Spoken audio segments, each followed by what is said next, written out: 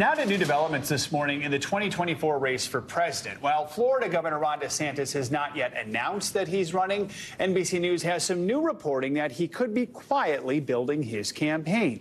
NBC News Capitol Hill correspondent Ali Vitali joins us now. So, Ali, I don't know if that'd be the most stunning news in the world considering DeSantis' tour around the country right now, but tell us about what you've learned and why it would be an advantage to quietly build his campaign instead of just jumping in full force.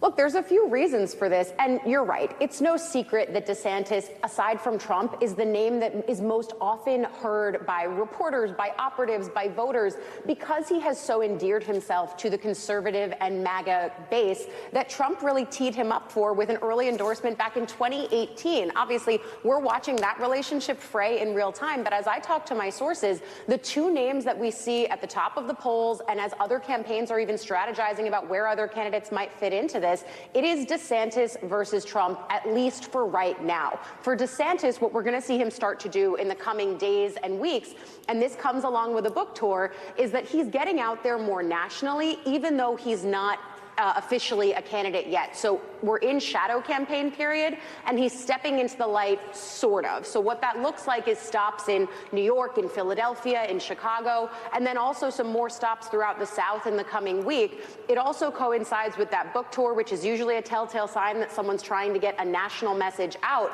But what DeSantis advisors continue to say to me is that what he's trying to do is lay low, in part because he can build this operation in the meantime, but also because the Florida legislative session starts in March. For DeSantis, he's really trying to use Florida as a blueprint for if he runs for president. That requires more legislating throughout this legislative period, and then advisors talk to me about potentially a June announcement if he were to run for president. All right, so keeping in mind Nikki Haley is already in, Mike Pence may jump in, and others, but what are Republicans saying about a possible DeSantis-Trump matchup for the party's nomination?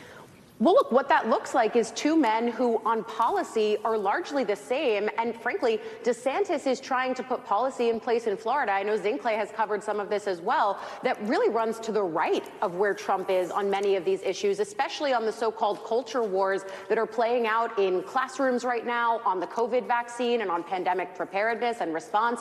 Those are key pinch points in this relationship that we have, again, watched fray in real time, because I covered the 2018 DeSantis gubernatorial race, and he would not have gotten that nomination without Trump's endorsement. He leaned in very hard to try to capitalize and coalesce the MAGA base around him, and he did so successfully, then further capitalizing on that in the 2022 election, where he won re-election by almost 20 points. It's an unheard of margin, frankly, in a previously swingy state like Florida, but that's why they're trying to use that as the blueprint going forward. And so for DeSantis, he's going to try to run on this record that he's seen, on the ways that he has continuously thrown tangible red meat at the base. But we're also watching people like former Vice President Mike Pence, who I interviewed exclusively on Friday, trying to draw some differences with both Trump and DeSantis, going after them on things like foreign policy, where DeSantis recently downplayed the power and strength of Putin and Russia, especially in relation to Ukraine, instead saying that they're not as threatening as someone like China. Pence taking a more classic view conservatively of that, saying anyone who thinks that Putin's going to stop in Ukraine is dead wrong. So we're already starting to see these fissures play out, even though the candidates aren't official yet. Ali Vitali keeping track of all the potential candidates. Ali, thank you so much. Thanks for watching our YouTube channel. Follow today's top stories and breaking news by downloading the NBC News app.